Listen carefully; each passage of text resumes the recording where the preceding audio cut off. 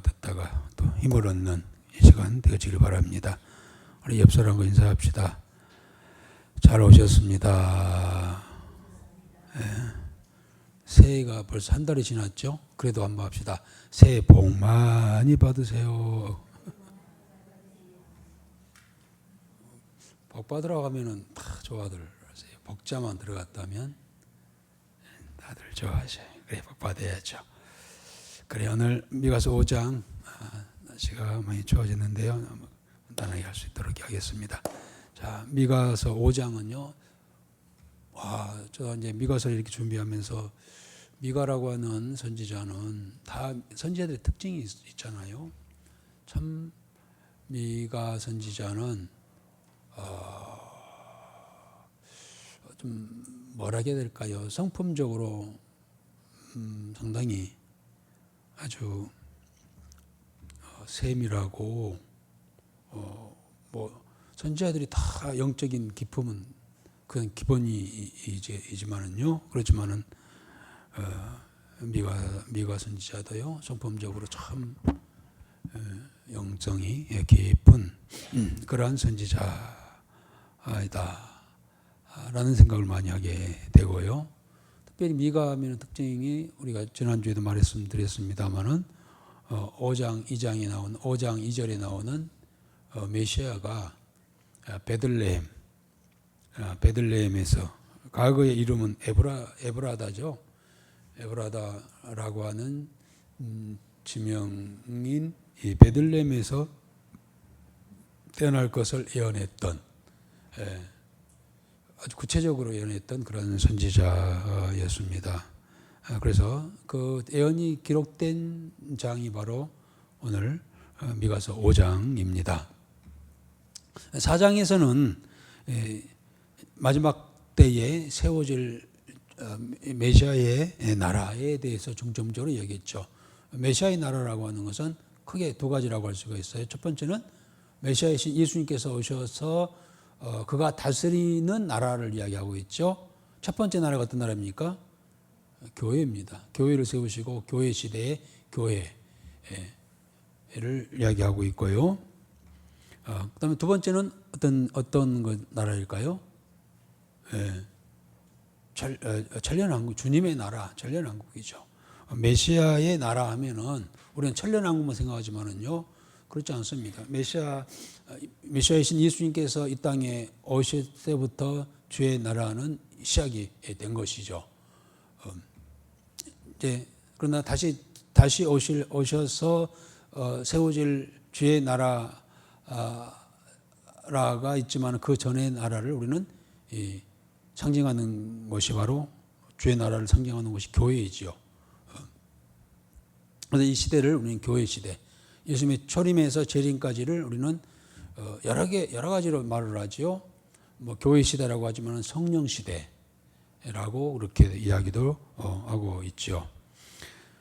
그래서 4장에서는 종말에 세워질 메시아의 나라, 곧 교회에 대한 이야기, 더 나아가서 천년왕국에 대해서 이야기를 했다고 한다면, 이제 오늘 5장에서는 그 메시아가 누구냐, 메시아의 탄생, 2절에서 베들레헴에서 태어난다고 이야기를 하셨죠.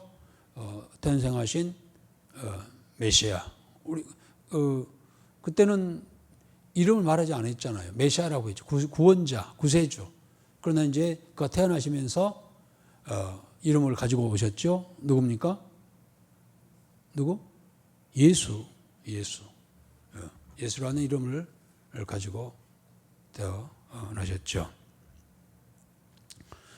그래서 탄생과 그의 이 통치, 그리고 그의 나라의 특징에 대하여서 우리 5장에서는 쭉 이야기하고 있습니다. 자, 그러면 오늘 이 말씀이 정말 귀한 말씀이고 아주 깊이가 있는 그런 영적 말씀이라고 할 수가 있는데요. 한번 보겠습니다. 먼저 한번 이스라엘 메시아의 탄생에 대한 예언을 3절까지 쭉 안에 기록하고 있습니다. 먼저 1절 한번 같이 읽도록 하겠습니다. 딸 군대여, 너는 때를 모을지어다. 그들이 우리를 에워쌌으니 막대기로 이스라엘 재판자의 뺨을 치리로다. 그렇습니다.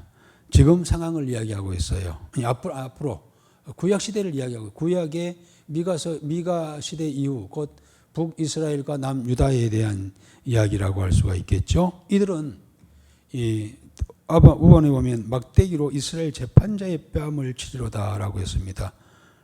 딸 군대여 너는 때를 모을지어다. 딸 군대, 세상의 군대를 이야기하고 있죠. 곧 아수르와 바벨론을 이야기한다고 할 수가 있겠습니다.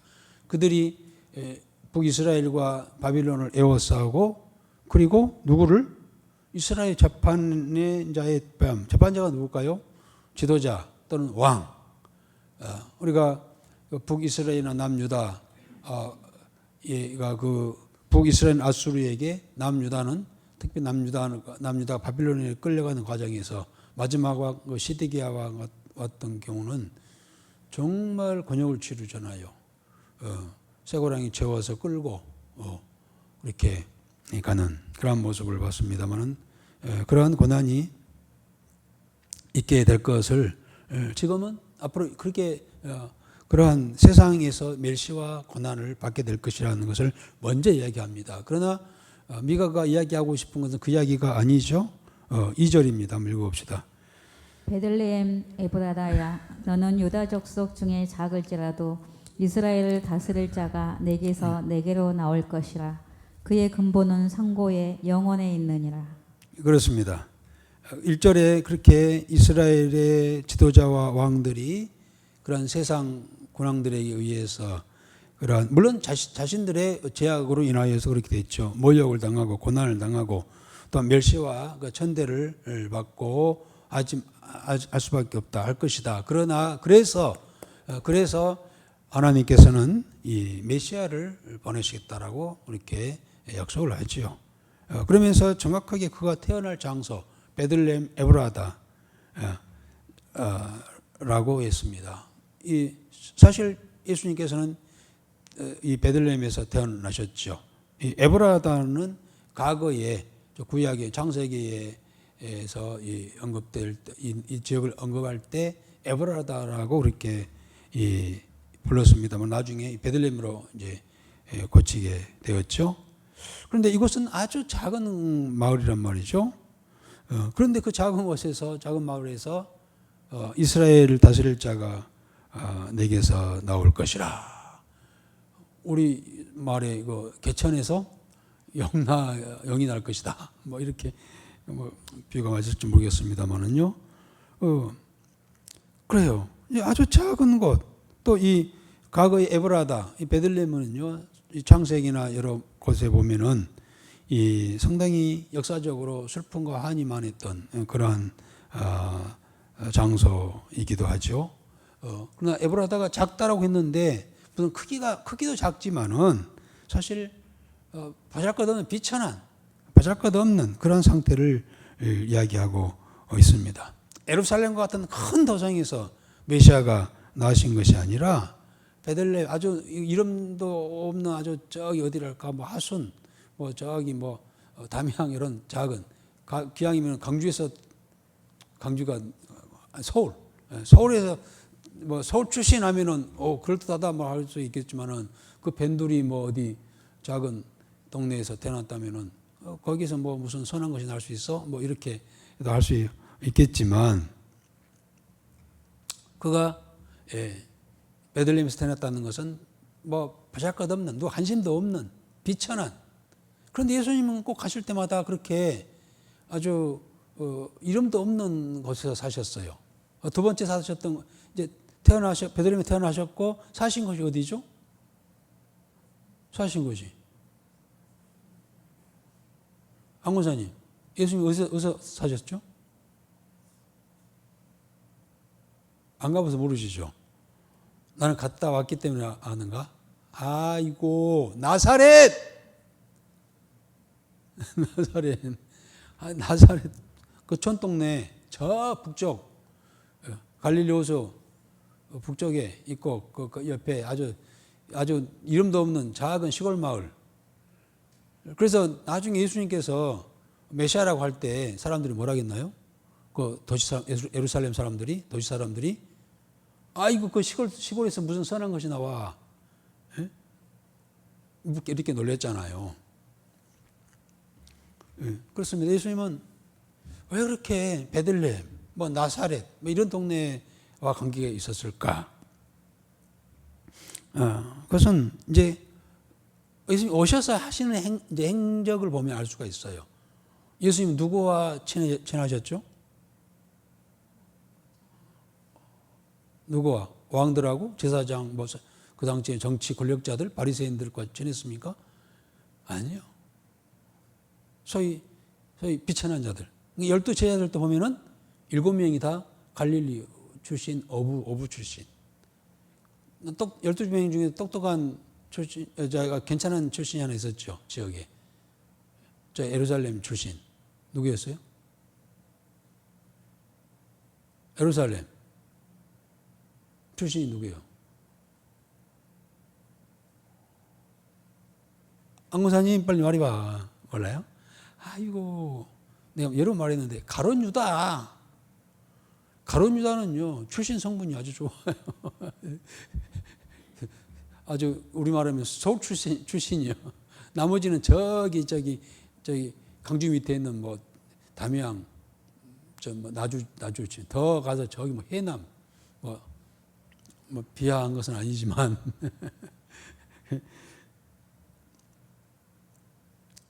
그런 이제 예수님께서도 그 오셔서 하시는 행동을 보면은 그렇게 뭐 이름 없는, 보잘것없는, 비천한, 또 꼭 찾아가신 것도 누굴 찾아가셨어요? 그럴듯한 뭐 부자, 권력가 뭐 찾아간 것이 아니라 누구?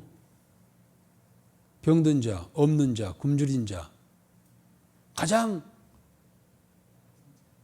자주 찾아갔던 집이 어디예요? 누구 집에 가장 많이 찾아간 것 같아요? 성경 보니까. 예수님께서는 그 예루살렘 오시면은 가장 많이 자주 갔던 곳이 있어요. 어딜까요? 알아도 말씀 안 하시는지 모르시는지. 마리아 마르다네 집, 나사로네 집.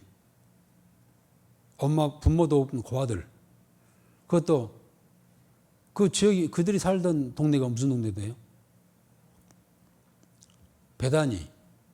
베다니는요. 베다니? 아니. 베다니죠. 네. 나병 환자들 사는 곳.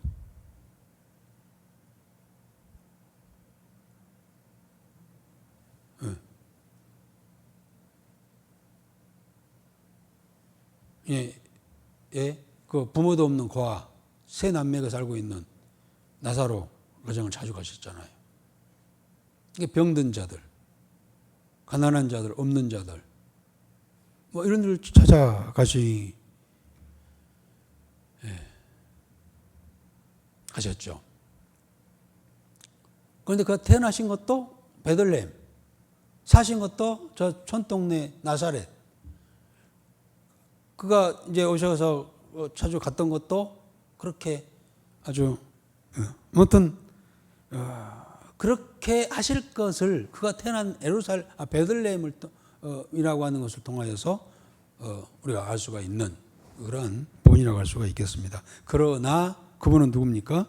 2절 마지막 부분에 보면은 그의 근본은 상고에 영원히 있느니라. 아이고. 그래서 요한복음 1장 1절에는 예수님에 대한 이야기하다가 태초에 말씀이 육신이 내 우리 가운데 오신 분이시다. 그분은 태초에 요한복음 1장 1절이 태초로 시작하잖아요. 그 태초가 언제일까요? 아주 온 우주가 생기기 전, 아주 처음부터 그는 하나님이셨다라는 이야기를 하고 있잖아요. 요한은. 처음부터 하나님이셨어. 그 하나님이신 그분이 우리 가운데 육신을 입고 우리 가운데 오셨다 하고 사도 요한은 요한복음 1장에서 이야기를 하고 있잖아요. 겉으로 보기에는 시골 동네에서 태어나고 보잘것없는 그러한 분인 같지만은 그러나 그의 근본은 태초에 영혼에 있느니라. 상고라고 하는 태초란 말이잖아요. 하나님이시다. 이 미가가 이 이야기를 한 거예요. 그러니까 유다의 그 신앙관, 유다가 하나님에 대한 또 앞으로 오실 메시아가 누구인가를 정확히 봤잖아요. 그런 근본은 비록 베들레헴, 에브라다 아주 보잘것없는 관심도 없는 그런 곳에서 태어나시지만 그의 근본은 태초에 붙어 계신 분이시다. 아멘. 그 이야기를 하고 있습니다. 그러나 그 전까지 그가 오실 텐데 그 전까지는 3절 한번 읽어봅시다. 그러므로 여인이 해산하기까지 그들을 붙여두시겠고 그 후에는 그의 형제 가운데에 남은 자가 이스라엘 자손에게로 돌아오리니. 그렇습니다. 그러면 이제 이분이 이 메시아가 오시는데 오시기 전까지는 마치 해산하는 여인이 진통을 겪는 듯한 고통을 당하게 될 것이다. 누가요? 누가? 우리 3장에서 이야기했나요? 4장에서 이야기했나요? 해산하는 여인의 고통을 누가 겪었다고 했어요? 이스라엘 백성들이, 구약의 성도들이 겪었어요.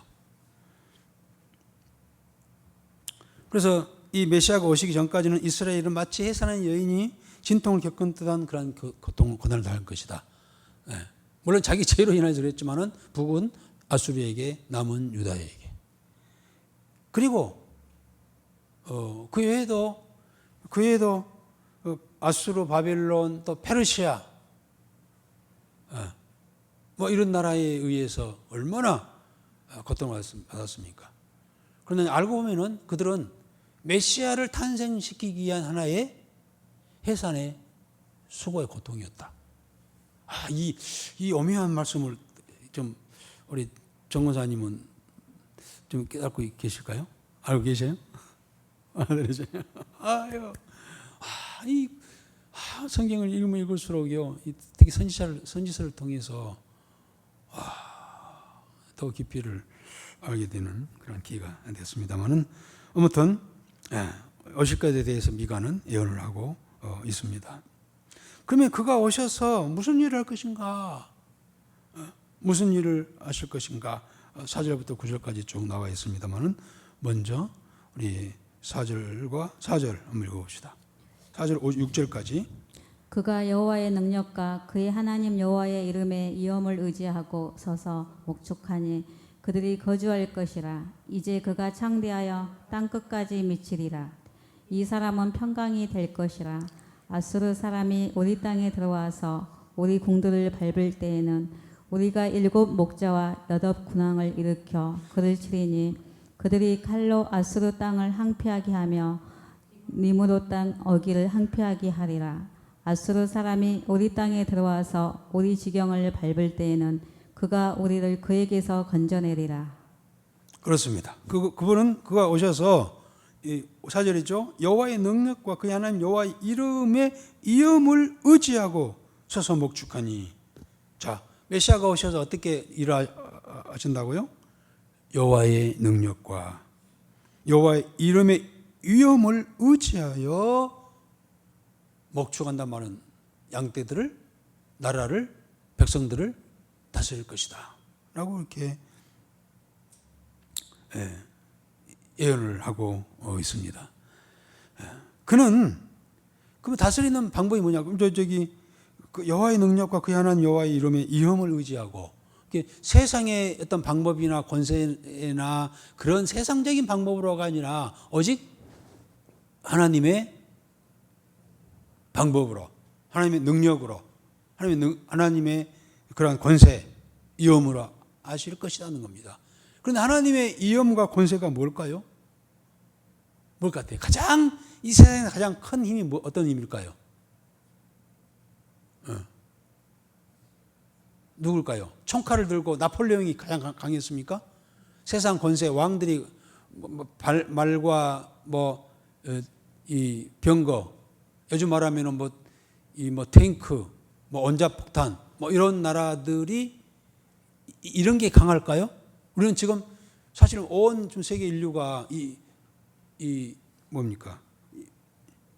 이 원자폭탄의 위험 속에, 두려움 속에 좀 다 갇혀 있어요. 사실 우리나라도 보면은 그거잖아요. 북한이 좀 핵을 가지고 있다고 하니까 얼마나 걱정하고 있습니까?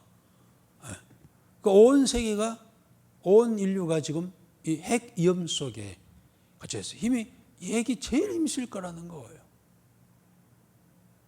그리고 못 쓰게 하니까 그 버금가는 아주 이 로켓 이런 것들로 지금 하고 있는데, 그런 것들이 힘이 있을까? 진정한 힘일까요? 그 메시아가 오셔서 이제 다스리는 그 나라는 어떤 나라일까요? 가장 큰 무기가 가지고 다스릴 텐데, 그 무기가 뭘까? 뭘 것 같아요? 한국사님 저를 보면 모르고 5절 보면 알을 수 있어요. 이 사람은 평강이 될 것이라. 평강이 될 것이라. 평강이 될 것이다. 자, 예수님께서 오실 때 이제 사역을 하실 때 양손에 총과 칼을 들고 하셨죠? 뭘 들고 하셨나요? 평강의 복음이에요. 평강의 복음. 평강의 복음. 평화의 복음. 평강, 평안 같은 말이 되겠습니다만은 평화의 복음으로. 세상의 군왕들은 총칼로, 핵무기로 지배하려고 하고 다스리려고 하지만, 진정한 무기는, 강력한 무기는 평화의 무기다. 총칼을 가지고 세계를 호령했던 알렉산더나 나폴레옹이나 징기스칸이나 이런 사람들은요, 한 시대 이렇게 뭔가를 했지만은요, 2000년 동안 전 세계를 지배하신 분이 누구예요? 전 세계를 지배하신 분이 누굴까요? 예수님이세요. 그런데 예수님의 무기는, 세상을 다스리는 무기는 뭘까요? 평안이라는 무기예요.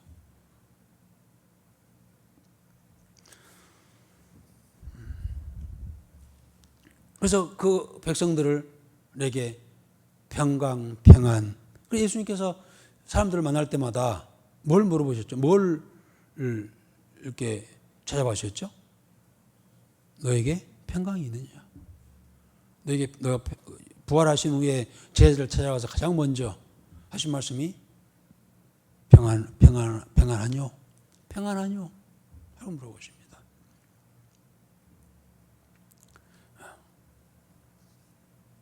그렇게 그분은 메시아, 앞으로 오실 메시아는 총칼, 이 세상의 군왕들이 가지고 있는 총칼이 아니라 평안의 능력으로 다스릴 것이다 라는 말씀을 하고 있습니다.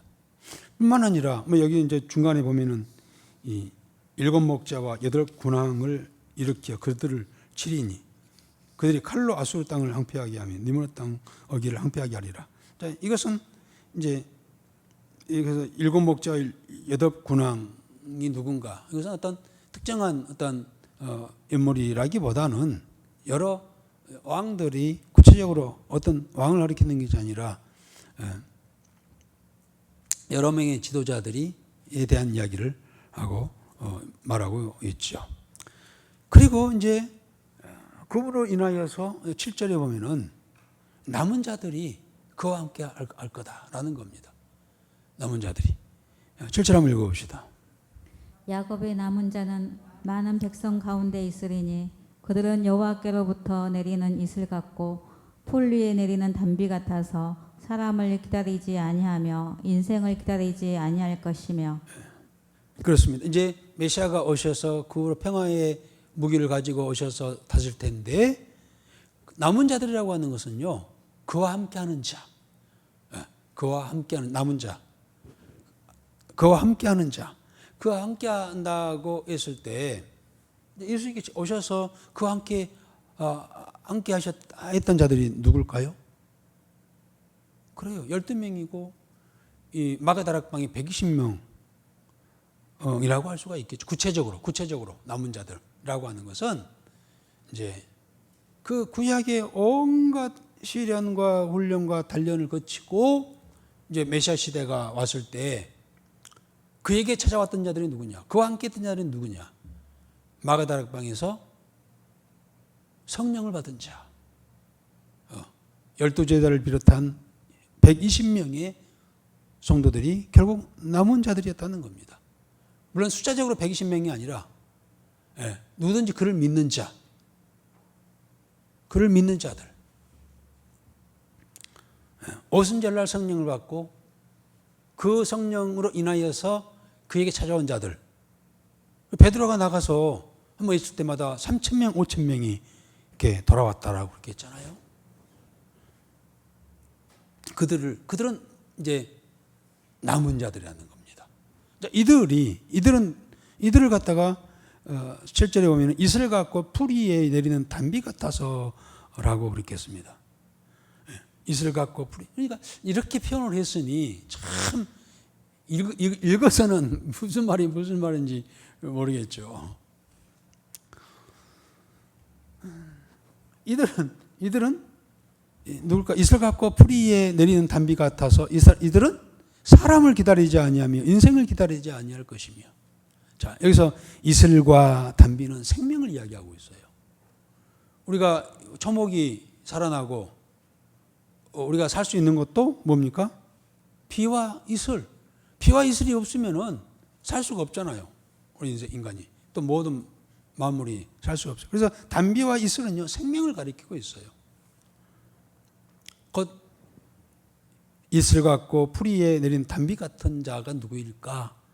바로 생명을 살리는 자. 이슬과 단비는 생명이라고 했잖아요. 생명을 살리는 자. 이게 누구예요? 예수님 당시에는 12제자고 그 다음에 오순절날 성령이 단비를 받은 제자들이었죠. 그들이 그 후로부터 무슨 일을 했대요? 그들이 성령 받고 생명을 전하는, 생명을 이렇게 부여하는, 생명을 살리는 자. 단비와 이슬이 생명이듯이, 생명을 주듯이, 우리의 생명을 주듯이 그들은 모든 사람들을 살리는 자.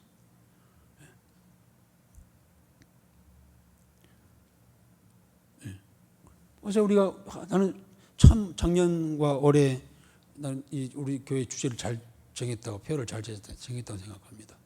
때를 따라 양식을 나눠주는 복된 자. 이게 누구예요? 오늘 본문이 말한다면? 남은 자. 뭘 받은 자? 뭐 같은 자?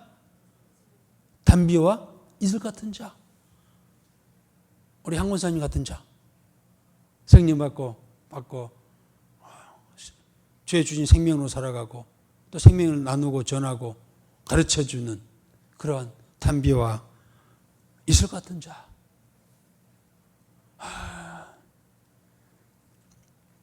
이들은 사람을 기다리지 아니하고 인생을 기다리지 아니하는, 사람의 방법으로나 사람 인생의 어떤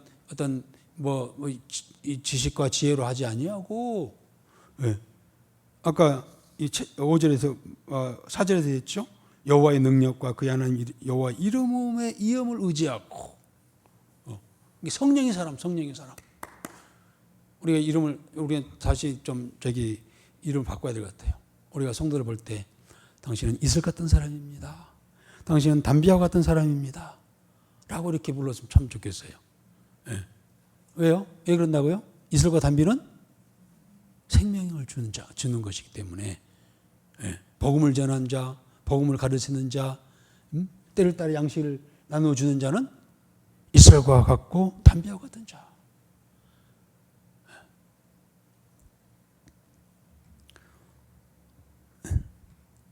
그 시대, 예수님 오셔서 이제 12명과 70여 명의 제자들과 또 마가다락방에 모였던 120명과 그 외에 500여 명의 그 성도들은요, 마치 누가 같냐면은 8절과 9절입니다. 읽어보겠습니다. 야곱의 남은 자는 여러 나라 가운데와 많은 백성 가운데에 있으리니 그들은 수풀의 짐승들 중에 사자 같고 양떼 중에 젊은 사자 같아서 만일 그가 지나간즉 밟고 찢으리니 능히 구원할 자가 없을 것이라. 내 손이 내 대적들 위에 들려서 내 모든 원수를 진멸하기를 바라노라. 그렇습니다. 이 남은 자, 여기 구체적으로는 아까 말씀드렸지만 예수님과 함께 12제자나 마가다락방에서 모여서 성령 받은 120명, 더 나가서 500여의 그러한 성도들을 요약하고 있는데, 이들은요, 그 은혜 받고 성령 받고 그 행동들이 어땠습니까? 예를 들어 베드로나 사도 요한 같은 경우는요, 세리 요한이죠. 사도 요한도 마찬가지예요. 특히 베드로는 그 성령을 받고 나가서 전하기 시작했잖아요. 그런데 그 주위에는 어떤 사람들이 많이 모여 있어요. 아주 날카로운 그러한 비수를 가지고 이미 예수를 잡아서 십자가에 못 박게 죽였지만은 그를 따르는 제자들을 다 잡아 죽이려고 지금 번뜩이고 있는 자들 앞에서 베드로는 설교를 하잖아요.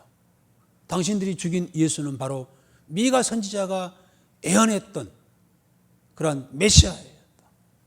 그 메시아이신 그분이 오셔서 우리에게 하나님의 나라를 증거했지만은 당신들은 그것을 알지 못하고 그를 잡아 십자가에 매달려 죽였지 않았느냐. 그러나 그분은 하나님이시기에 죽은 가운데 삶 안에 다시 살아나셔서 부활하셨다. 그리고 다시 오시겠다라고 이렇게 약속하셨습니다. 하고 담대히 전하잖아요. 마침 누구와 뭘까 같이? 사자 같고 젊은 사자 같이. 그러잖아요. 세례 요한도 그 헤롯 왕이 잘못한 것을 지적하면은 죽을 줄 알지만은 지적을 하잖아요. 사도 요한도 그렇잖아요. 결국 그가 이제 자연사를 했으면 그 과정에서 얼마나 많은 고난을 받았습니까? 제자들이. 스데반 집사는 그 복음을 전하다가 순교도 하고 이런 자가 될 것이다. 그들을 이제 남은 자로 미가는 그렇게 표현을 하고 있습니다. 그러면서 마지막 9절에 보면은 그 날이 빨리 오기를 기도하노라 하고 기도하는 그 내용도 9절에 나오고 있습니다. 이 예언대로 속히 이 나라가 그런 나라가 그때가 오기를 간절히 바라는 미가의 기도의 내용도 포함이 되어 있죠. 자, 그러면 이제 10절부터 마지막 절까지는 이제 그가 오셔서 이제 그와 같은 남은 자들이 모아지고 그 후로 이제 주의 나라가 진행되는데, 그 아까 초두에 말했죠. 주의 나라는 크게 두 가지라고 했어요. 어떤 나라? 이 땅이 지상의 교회를 통한 교회 시대. 그리고 두 번째는 다시 재림하셔서, 이게 첫 번째는 초림하신 이후로부터 재림까지, 초림하셔서 오셔서 이 교회를 세우시고 교회를 통하여서 다스리는 나라, 주의 나라. 두 번째는 이제 재림하셔서 세워질 나라, 천년왕국, 이렇게 우리가 나눠볼 수가 있겠습니다만은 이제 그가 오시면은 이러한 일이 있게 될 거라고 하는 겁니다. 10절부터 15절까지 쭉 읽겠습니다. 여호와께서 이르시되 그날에 이르러는 내가 내 군마를 내 가운데에서 멸절하며 내 병거를 부수며 내 땅의 성읍들을 멸하며 내 모든 견고한 성을 무너뜨릴 것이며 내가 또 복수를 내 손에서 끊으리니 내가 다시는 점쟁이가 없게 될 것이며 내가 새긴 우상과 주상을 너희 가운데에서 멸절하리니 내가 내 손으로 만든 것을 다시는 섬기지 아니하리라. 내가 또 내 아세라 목상을 너희 가운데에서 빼버리고 내 성읍들을 멸할 것이며 내가 또 진노와 분노로 순종하지 아니한 나라에 갚으리라 하셨느니라. 그렇습니다. 예수님을 믿게 되면은요, 예수를 믿게 되면은 평화의 나라가 정착이 되죠. 진행되어지죠. 또 개인도 예수를 믿게 되면은 그 세상의 모든 방법들을 다 버리게 되죠. 예를 들어서 예수 믿게 되면은요, 그동안 믿었던 우상들을 깨뜨리고 부적을 다 떼어 내고 우상적인 그러한 행위들을 하지 않잖아요. 저도 이제 어떤 분이 이제 예수 믿겠다고 나오시면서 사실 우리 조순자 권사님이 그랬어요. 조순자 권사님이 우리 교회 나오시기 전에는 절에 다니면서 절만 하고 다니. 그래가지고 어느 날 나온 지 얼마 안 됐는데 오셔가지고 목사님 우리 집에 있는 부적 좀 띄워주세요. 그래요. 여기 진월동에 살 때 진월교회 바로 앞에 그 집이었거든요. 할 때 부적 좀 띄워달래. 가서 보니까 막 덕지덕지 막 붙여 있어요. 예. 그렇습니다. 예수님을 바로 믿게 되면 알게 되고 믿게 되면은 그런 세상적인 것들을 이제 버리게 되는 것이죠. 집에 뭐 세워놨던 뭐 만들어놨던 그런 우상들 다 깨뜨리고 그리고 자주 갔던 사주팔자 보러 다닌 것 다 혹시 지금도 가신 분 있어요, 정 권사님?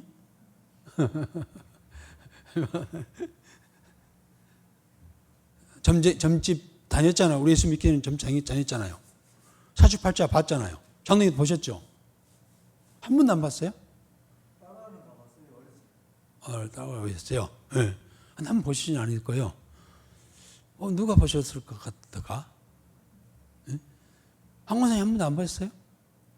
점쟁이 집 한 번도 안 가봤어요? 예수 믿기 전에? 따라다 가봤어. 우리 김인성 권사님은 가보셨겠다. 안 가보셨어요? 참.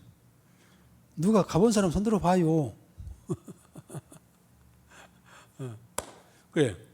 그래서 예수 믿기 전에는 점집에도 가보고 서주팔자도 보고 또 뭐 영화다는 뭐 이상한 영상도 갖다 놓으면 뭐 두꺼비 같은 거 있잖아요.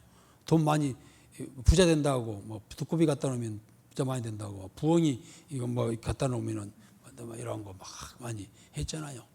또 절에 막 다니신 분들은 막 부적 같은 거 막 뜯어놓고 또 미신적인 그런 행사들을 많이 했잖아요. 저는 어렸을 때부터 우리 엄마가 그 초파일이 맞나요? 아니 그 매달 초하루인가? 초사흘을 꼭 했어. 그래서 지금 제가 그 백설기를 아주 좋아하는 이유가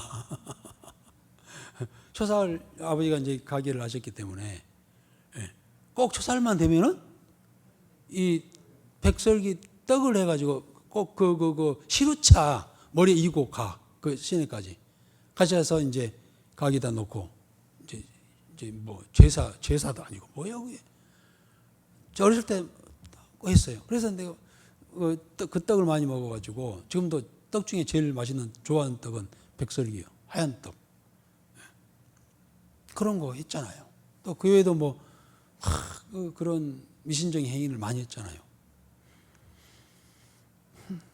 그런데 이제 메시아이신 예수님의 나라가 도래하면 오게 되면 그런 것들이 다 끊어지고 부서지고 버리게 될 것이다. 복술이 너희 손에서 끊어질 것이고 점쟁이가 없게 될 것이고 우상과 주상을 너희 가운데 멸절하리니. 그렇습니다. 복술이 뭡니까?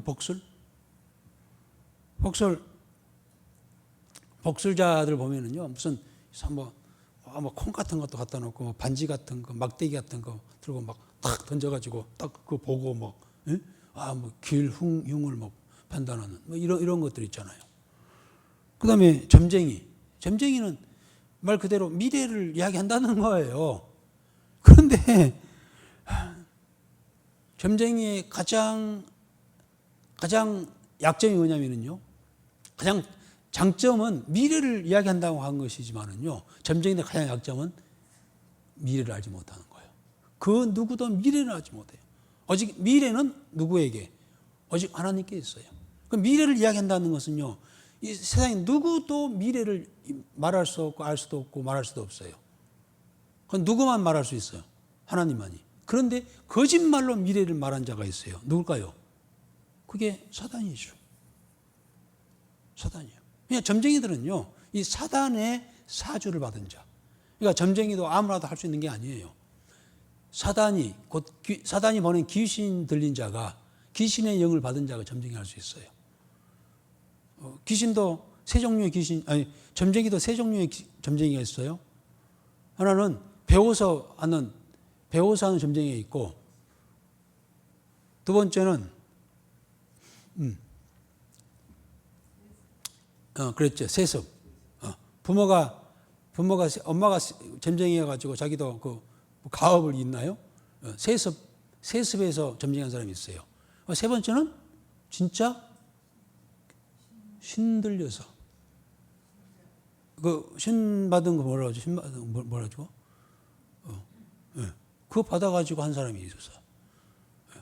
신 받아가지고. 그건 뭐라고 용어를 하는데. 신내림을 해가지고 신이 들어와가지고 그 점쟁이 하는 사람이 있어요. 그러니까 배워 사는 사람, 세습을 하는 사람, 그리고 세 번째는 진짜 점쟁이가 어떤 점쟁이냐? 신내림을 받은 점쟁이가 진짜 점쟁이야. 그래서 내가 이야기하잖아요. 기왕 점쟁이한테 가려면은 신내림 받은 자에 가라는 거잖아요. 그러면 곧바로 지옥 가. 신내림 받은 무슨 신이요? 귀신의 영을 받았잖아요. 귀신의 영을 받아서 점지르니까요. 거기 간 사람은요, 꼬박 속아 넘어가요.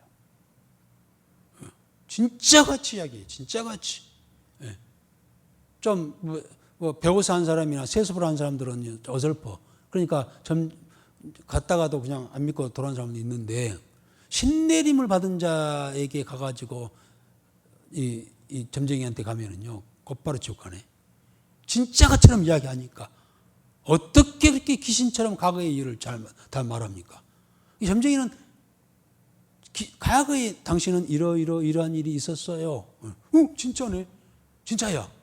그런데 앞으로 이런 일이 있을 겁니다. 라고 이야기하면은요, 과거를 아는 이가 미래를 이야기하면은 진짜 같아.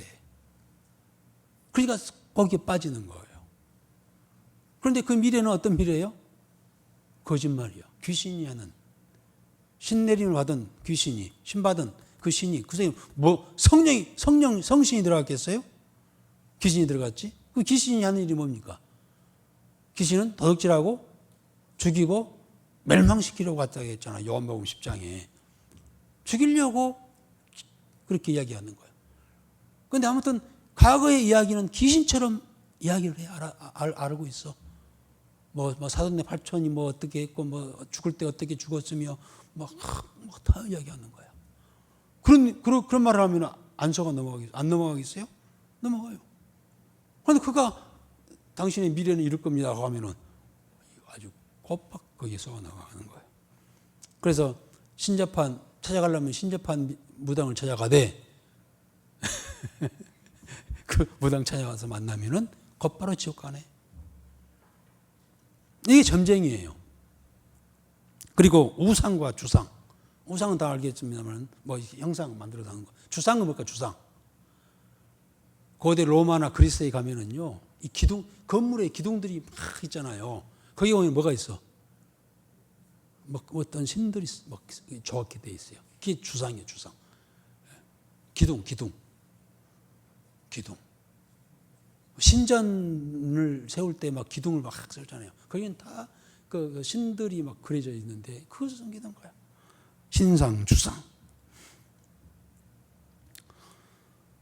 이런 것들이 메시아 나라가 시작되면 없을 거는 겁니다. 그래서 우리 이제 인들아 말씀드린 것처럼 예수님을 바로 믿으면은 그동안 믿었던 그런 이 복술, 점쟁이, 우상 이런 것들이 다 폐지되는 거예요. 진짜 예수를 만난 사람들은요, 절대 점집에 가지 않아요. 절대 우상 섬기지 않아요. 결코 집에 있는 그런 거 다 정리를 하는 거예요. 정리를 하는 거예요. 청소하는 거예요. 그래가지고 그 우리 그 조순정 원사님 집에 가가지고 그런 거 다 가지고 내가지고 막 그 불교 용품 다 해가지고 다 이렇게 버렸잖아요. 청소. 예. 우리 심령도 마찬가지입니다. 예수님이 바로 예수의 영을 바로 받으면, 예수를 바로 믿으면은요, 과거에 그러한 잘못되고 거짓되고 제약된 것들이요 버리게 되어 있어요. 예. 하여튼 어설프게 예수를 믿으니까 과거의 행적, 과거의 그러한 생각, 행동, 의식, 가치관 그대로 가지고 있는 것이지 가짜 예수 믿는 거예요. 그것은. 예. 진짜 예수 믿으면은요 다 정리가 돼요. 주변 정리도 되고요. 심지어는 그 막 친구들까지 다 정리하잖아요. 술 친구, 무슨 도박 친구, 이런 했던 그 친구들까지 다 끊잖아요. 우리 장로님은 낚시 친구 다 끊고, 네. 바둑 친구 다 끊고. 아니, 바둑, 네. 또 넘어가면, 넘어나 가면 또 안 되겠죠? 네. 아무튼, 예수 믿기 전에 사귀었던 그런 것, 세상 친구들도 다 끊고. 그게 정상이에요. 청소가 돼. 정리가 되고 청소가 돼요. 그런데 여전히 예수 믿는다 하면서 그런 거 막 덕지덕지 붙들고 다니면 아직 가짜예요. 가짜. 덜 된 자들이에요. 반드시 미가가 그 예언했잖아요. 그렇게 될 거라는 이야기를 하고 있잖아요.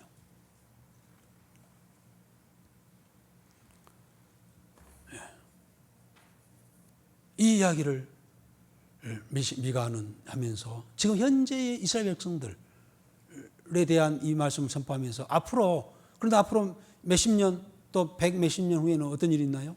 그 예언된 대로 아수르에게 또 바빌론에게 그 고난과 고초를 1절에 그 이야기를 했잖아요. 1절에 딸 군대여 너는 때를 모을지어다 그들이 우리를 에워쌌으나 막대일 이스라엘 재판자의 빵을 치료다.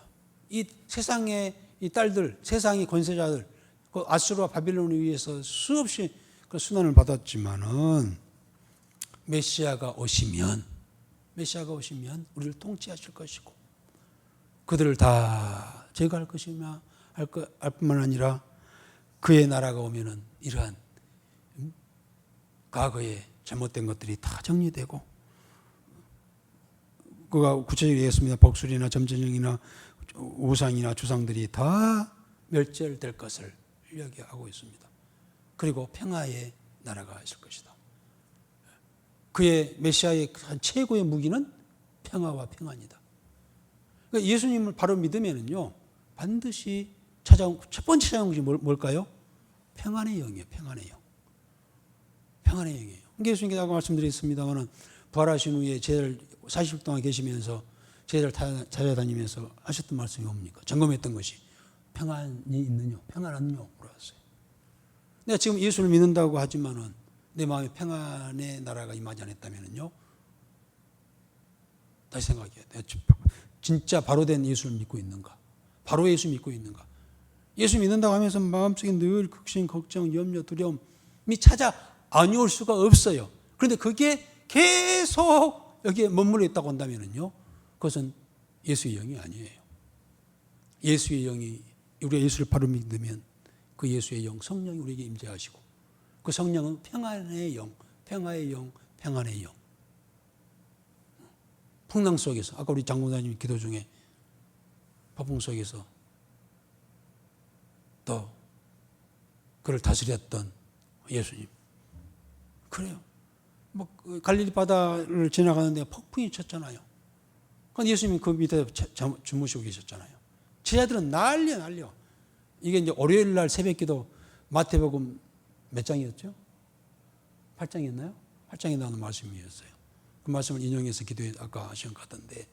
그래요. 예수님은 그 풍랑 속에서도 주무셨어. 그런데 예수와 함께 하고 있다고 하는 제자들은 어땠습니까? 난리야. 예수야 우리가 죽게 되었나이다 하고 두려움에 떨었다라고 그렇게 기록하고 있잖아요. 내가 예수 가짜들 아직까지 가짜예요. 내가 예수를 믿는데 걱정, 염려, 두려움 막 찾아온다. 또 원망도 하잖아요. 어째서 우리를 이렇게 데려와 가지고 우리를 바다에 빠져 죽게 합니까? 하고 막 원망하잖아요. 내 입술에 원망이 나온다? 예수 믿는데 집사하고 권사하고 장로인데 내 입술에 원망이 나온다? 우리 입술에? 책망받아. 예수님께서 막 이 믿음의 작은 자들하고 막 책망하잖아요. 책망받아요, 여러분들요. 예수의 영이 우리에게 오시면, 우리 예수 바로 믿으면 평안의 영이 오고, 그 평안이라고 하는 것은 그 평안은, 우리가 받는 이 평안은 세상이 주는 평안이 아니라고 했잖아요. 세상이 알 수도 줄 수도 없는 평안이 우리에게 임합니다. 이것은 풍랑 속에서도 안정감을 취하는 평안을 누리는 이 평안이 참된 평안이에요. 좋은 집에 살고 좋은 것을 먹고 사니까 평안하다? 이것은 주께서 주시는 참 평안이 아니에요. 참 평안은 그러한 고난 속에서, 환난 속에서, 풍랑 속에서도 고요함을 얻게 되는 그 평안이 진정한 평안인 줄 믿습니다. 성령께서 주시는 평안인 줄 믿습니다. 아멘. 오늘 5장에서는 메시아의 왕국, 주의 나라에 대한 이야기를 하고 있습니다. 그런데 주의 나라는요, 크게 두 가지로 아까 이야기했습니다마는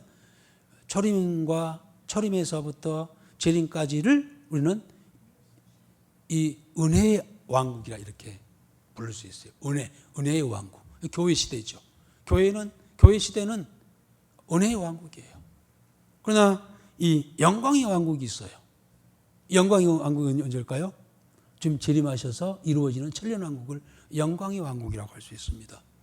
그러다 어떤 주의 나라, 메시아의 왕국을, 두 왕국을 우리가 이게 구분할 수 있단 말이죠. 은혜의 왕국, 그리고 영광의 왕국. 은혜의 왕국은 언제라고요? 현재, 지금 교회 시대. 예수님께서 오셔서 지금의 이 교회 시대를 은혜의 왕국이라고 이렇게 부를 수가 있죠. 말씀드린 것처럼 글로리아, 영광의 왕국은 재림하셔서 이루어지는 천년 왕국을 이야기하고 있습니다. 그런데 이 은혜의 왕국 때의 무기는 뭘까요? 아까 이 10절에서 그랬잖아요. 내가 그날에 이르러는 내가 너희 군마를 너희 가운데서 멸절하며 너희 병거를 부수며 너 성읍의 땅의 성읍들을 멸하며 경관성을 무너뜨리며. 이 교회 시대의 무기는, 교회 성도들의 무기, 남은 자들의 무기는 뭘까요? 교회의 무기는 그러한 총칼이 아니다는 것이죠. 평안의 복음이요, 그 다음에 성령의 검인 하나님의 말씀인 줄 믿습니다. 하나님 말씀이 검이에요. 하나님 말씀이 능력이에요. 하나님 말씀이 무기입니다. 예수님이 오셔서 지금까지 교회가 세워지고 있습니다. 교회가 세상을 다스린다고 와야 돼요. 그런데 교회의 그 무기가 뭘까요? 세상을 지배하는 교회의 무기는 성령의 검 곧 하나님의 말씀인 줄 믿습니다. 이것 외에는 그 어떠한 것도 의지하지 아니하고 오직 성령의 검인 하나님의 말씀만이 참된 생명이요, 또 세상을 지배하는 능력이라고 하는 겁니다. 그 다른 어떤 것도 의지하지 않는, 그 남은 자들의 특징이 뭘까요? 세상의 것들을 의지하지 않는, 세상의 방법들을 의지하지 않는 자들이 바로 남은 자들입니다. 이 남은 자들을 다른 말로 한다면 성도들이죠. 성도란 어떤 사람들이냐? 세상 것으로 살아간 자가 아니다. 세상의 방법으로 살아간 자들이 아니다. 곧 하나님의 말씀, 성령의 검, 곧 하나님의 말씀으로 살아가는 자들이다. 이 말씀이 지금 세상을 지배하고 있다는 겁니다. 그런데 만약에 교회가 이 말씀의 검, 성령의 검, 하나님의 말씀으로 세워지지 않는다 하면, 다시 말하면 다른 방법으로 교회를 세우려고 한다고 한다면 교회는 무너지고 마는 것이죠. 오늘날 수많은 교회들이 역사 속에 사실 무너지고 있죠. 지금 우리나라도 지금 교회들이 무너지고 있어요. 왜 그럴까 보면은요, 그겁니다. 말씀이 사라지고 있어요. 세상적인 방법으로 교회를 세워나가려고 그래요. 그것은 곧 성도들 한 사람 한 사람들이 살아가는 삶의 방법이 말씀으로 살아가려고 하지 않아요. 말씀은 그냥 뭐 예배 중에 하나의 과정이고 하나의 무슨 이 액세서리고 나대로 살아가는 거예요. 세상 방법대로 살아가는 겁니다. 개인도 세속적인 방법으로 신앙생활을 한다면 반드시 무너질 수밖에 없다고 하는 그런 의미를 가지고 있죠. 교회는 남은 자들은 곧 하나님의 말씀으로만이 살아가고 세워지고 그게 승리의 방법이라고 하는 것을 미가는 예언을 하고 있습니다. 우리 교회가 말씀으로 세워져 가기를 함께 힘써 나가야 될 줄 믿습니다. 그리고 우리 개인 성도들 개인도 마찬가지예요. 믿음의 사람, 내가 이 시대의 남은 자일까? 남은 자라고 한다면 세상의 어떤 방법으로 살려고 하지 말고 제 말씀으로 살아가려고 하는 그런 자가 진정한 남은 자예요. 진정한 승리자인 줄 믿습니다. 세상의 어떤 이 가치관과 방법을 도입해서 그렇게 신앙생활을 한다면 반드시 넘어집니다. 신앙이 넘어집니다. 무너지고 말아요. 이것이 이 내용이 미가가 예언한 앞으로 이러한 나라가 이러한 때가 될 것이다. 교회 시대를 정확히 이야기를 하고 있습니다. 예전 우리는 이 시대에도 우리 교회가 우리 각자가 우리의 무기 곧 성령이 검인 하나님 말씀으로 살아가 승리하는 우리 모두가 되어지기를 주의 이름으로 기원합니다. 아버지 하나님이 오늘 좋은 날씨에도 주의 전을 사모하여 주의 전에 나와 주를 예배하고 오늘도 미가서 5장을 통하여서 우리가 이 시대의 교회 시대에 은혜의 그러한 이 왕국 교회 시대에 우리 어떻게 살 것인가를 다시 한번 알게 하시니 감사를 드립니다. 세상의 것들, 세상의 방법으로 교회가 세워지는 것이 아니요 세상의 가치관으로 그러한 이 우리의 신앙이 세워져 가는 것이 아니라 하나님 말씀으로 세워져 간다고 하는 사실을 기억하고 더욱더 주의 말씀에 귀를 기울이고 주신 말씀대로 살아가려고 몸부림치는 우리 믿음의 성도들이 되게 하시고 마침내 승리의 우리의 성도들이 되게 하여 주옵소서. 예수님의 이름으로 기도드리옵나이다. 아멘.